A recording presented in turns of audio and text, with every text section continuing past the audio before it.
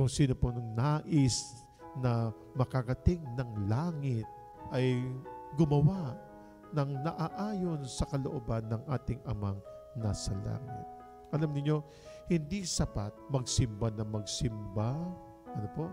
Tumupad ka lamang sa gawa o utos ng ating Panginoong Diyos. Sana naman gumawa ka rin naman ng kabutihan sa iyong kapwa. Ang araw-araw ang tayo ay laging nasa ating Panginoon Diyos. Ang araw-araw ay tayo nagdarasal, nananalangin, dumadalo ng misa. Ang tayo ay magkaroon ng panahon na gumawa ng kabutihan. Ang tayo magkaroon ng panahon ng pagdarasal, panalangin, mga pag-aayuno.